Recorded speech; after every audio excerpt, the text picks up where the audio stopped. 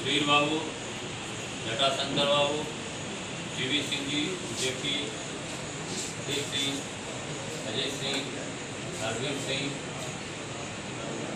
मृणाल सिंह और तमाम साथी, सबका नाम लूँगा तो अभी बहुत समय लगेगा।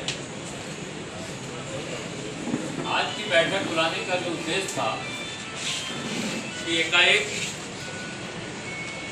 ये जो रजिस्ट्रार है झारखंड सरकार का अपना ट्रांसफ़र जाने के एक दिन पहले आदेश दे दिया और ये आदेश दिया कि वो रजिस्टर हम कर देते हैं उसके बाद से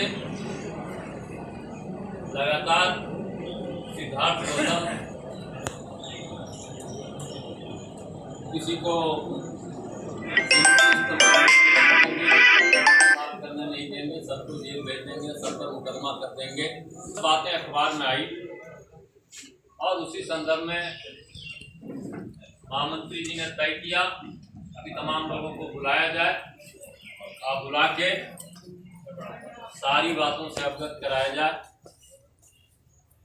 पहले तो काम धाम की बात है कि पहला कोरोना काल हुआ, जटाशंकर बाबू अस्त व्यस्त हो गया साल भर। जैसे कोरोना काल खत्म हुआ हम लोगों ने चार्टर और डिमांड कोयला भवन में दिया और लंबी बातचीत हुई और कुछ में और बातचीत करना कुछ स्तर में बाकी रहा, इम्प्लीमेंट होता। इसी बीच में फिर दूसरा कोरोना काल शुरू हो गया और इस कोरोना काल में बड़ा भयावह स्थिति हुई कि हमारे joint general secretary Abhishek Singh ji गंभीर रूप से बीमार हो गए। बचाव को भी डॉक्टरों ने सख्त हिदायत दिया कि इनकी बढ़ती उम्र के कारण इनको दूर रहना चाहिए। सचमुच में कोरोना काल में पूरा जनता मजदूर संकट के हम भी डरे हुए रहे, मराकर से बाहर नहीं निकले, घर से बाहर नहीं निकले महीनों। तो ये सारी स्थिति आई और उस दरमियान में मजदूरों का जो चाहिदा है, मजदूरों का जो मांग है, वो हम लोग यह केंद्रीय नेतृत्व नहीं देख सके। आप लोग बार बार हमको इस बात का बहुत बैठे बैठे बहुत गुस्सा आ रहा था कि आप लोग बार बार बच्चाओं को कह रहे हैं अस्वस्थ चल रहे हैं, अस्वस्थ। कोई अस्वस्थ नहीं चल रहे हैं, पूरी तरह से फिट है। जितना इनको जोश है, ताकत है, जितना ये अपना मनोबल को ऊंचा करते हैं। हमारे जैसे लोग जब घबराते हैं, अगर पाठक जी जैसे तरंदुरुस्त आदमी घबराते हैं तो ये आदमी हम लोगों को हौसला देता है कि नहीं कुछ नहीं हुआ, क्या है कुछ नहीं है। तो ऐसे बचाओ हम नहीं मानते हैं कि अभी ये कोई बूढ़े हो गए हैं और ये कोई बीमार है, ऐसा कुछ नहीं। इतनी बीमारी शुगर का और प्रेशर का नौजवानों को भी होता है, सबको होता है। तो गुड्डू क्या, गुड्डू तो 35 वर्ष का लड़का है, इनसे तो ज्यादा वो उल्टा रहा 3 महीना तक बिछावन पर, है ना। तो ऐसा मत बोलिए, ऐसे बोलने से ना आदमी को बार बार कहिएगा तुम बीमार है, तुम बीमार है, बीमार कुछ नहीं है। कोरोना काल था, स्थिति भयावह थी, सरकार का गाइडलाइन था, परिवार में इनके सारे लोग बीमार हुए, आपके भी परिवार में बीमार हुए, किसके परिवार में बीमार नहीं हुए, किसके यहाँ बुखार नहीं हुआ।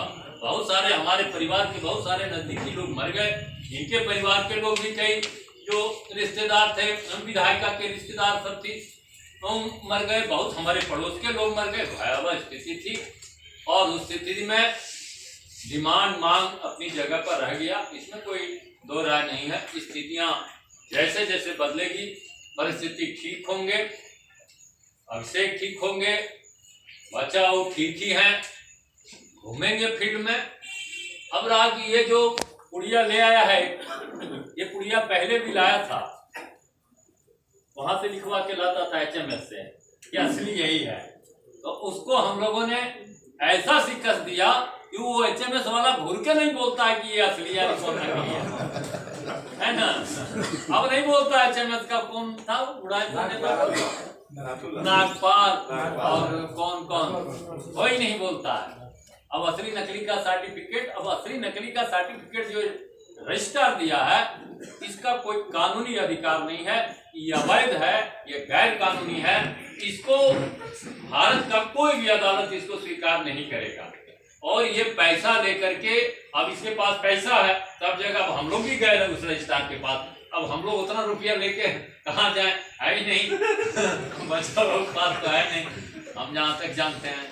तो वो रुपया बांटता है, उसका रुपया ठग लिया, वो रजिस्ट्रार उसका 11 लाख रुपया ठग लिया, उसको बेवकूफ बनाया।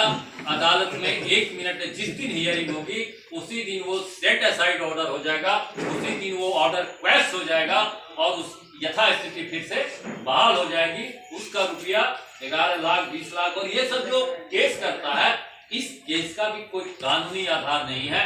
हम लोग जो जनता में जैसे जैसे स्थितियां सुधरेगी, ये कोरोना से लॉकडाउन फ्री होगा, हम लोग आंदोलन में उतरेंगे। अभी तो बहुत सारा समस्या है, आप जाइएगा तो यहाँ परमिशन लीजिए, तो वहाँ परमिशन लीजिए, कोई सभा नहीं कर सकते हैं, कोई बड़ी मीटिंग नहीं कर सकते हैं, ये सारी दिक्कतें हैं। हम लोग कोयला भवन का घेराव हम लोग तो तैयार कर दिए थे, जटाशंकर बाबू चाहता और डिमांड एक हंगर स्ट्राइक का नोटिस तैयार करके रखा हुआ, इस बीच में ये वाला आ गया। तो ये अगले मंगलवार को ही झारखंड का उच्च न्यायालय में इस रजिस्ट्रार का जो आदेश है उसके खिलाफ में पिटीशन फाइल बचाव के तरफ से हो चुका है। वो जल्द ही लिस्टिंग होगा, हियरिंग होगा, और पूरी उम्मीद है, क्योंकि हम और खुदरी बाबू गए थे वकीलों से, बड़े बड़े वकीलों से, बड़े बड़े बैरिस्टरों से बात हुई है, और सारे बैरिस्टरों का साफ कहना है कि ये रजिस्ट्रार कोई नहीं होता है, रजिस्ट्रार का काम दूसरा है। रजिस्ट्रार का काम है कोई यूनियन बना, वो जाएगी कमेटी उसको, लेकिन जिस यूनियन में विवाद है, ये विवाद 2006 से है, आज से नहीं है। और इसके पहले के जो रजिस्ट्रार थे वो अभी जेल में है शायद चारा घोटाले में, उन लोगों ने भी नहीं निर्णय लिया। जो ट्रेड यूनियन एक्ट 1926 में बना है उसमें कहता है कि रजिस्ट्रार विवाद का निपटारा नहीं कर सकता, उसको ट्राइब्यूनल में, लेबर कोर्ट जो धनबाद में है या रांची में है, उसको रेफर कर देना चाहिए शेड्यूल बेंच कि आप बताइए कि असली कौन है, नकली कौन है। इस रजिस्ट्रार ने ऐसा कोई कानून और विधि सम्मत कार्रवाई नहीं किया, और इसी के कारण हम लोगों को अब ये मौका मिला कि हम लोग सीधे हाई कोर्ट में गए, और हाई कोर्ट इसके लिए सक्षम न्यायालय है। और निश्चित रूप से जिस तरह से ये नकली और असली का बात HMS से लाके वो रजिस्ट्रार वाला कागज भी वहीं पर पहुंच जाएगा जहां पर इनका HMS का कागज चला गया। तो इसमें एक तरह का जो अखबार में, तो आप इस तरह सोचिए कि कितनी बड़ी बेईमानी है। जनता मजदूर संघ का स्थापना 1977 में हुआ, हम लोग तो 1988 में 11 बरस के बाद आए इसमें, और सूरजदेव सिंह के साथ ही हमने काम किया है।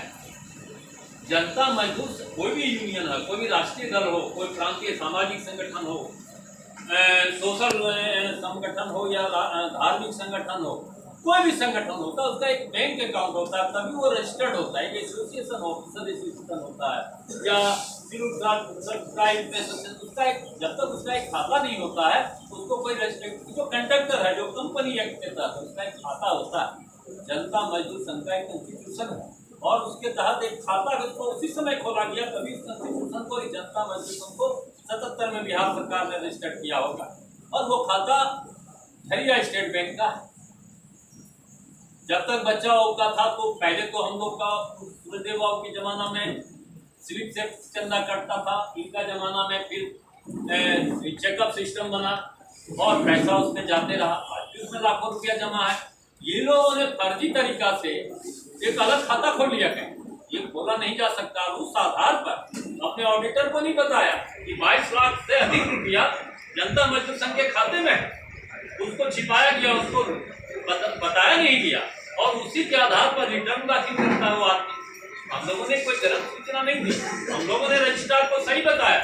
हम लोगों ने रजिस्ट्रार को ये कहा कि भाई हमारा खाता वो फ्रीज है, उसमें इनकमिंग तो हो रहा है और आउटगोइंग नहीं हो रहा है, तो हमारा जो खर्चा है, हमारा जो पदाधिकारियों का खर्चा है, जो स्टाफ का खर्चा, वो नहीं पूरा होता। इसलिए हम लोग इसको कैशियर, जो कमेटी का कैशियर है, उसके पास वो पैसा रहता है, और हमारा कैश बुक में वो सारा विधि सम्मत ढंग से इनके जो ट्रेड यूनियन एक्ट में है, और उनका तो वो तो काम ही कर चुकी है, 2 नंबर काम ही कर चुके हैं।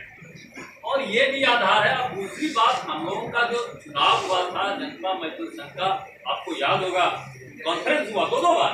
उन लोगों का कोई कॉन्फ्रेंस नहीं होता है, कहाँ होता है चुनाव मालूम नहीं। हम लोगों का जो जनता मजदूर संघ का कॉन्स्टिट्यूशन है उसके अनुसार कमेटी की जब हुआ, फिर से चुनाव हुआ।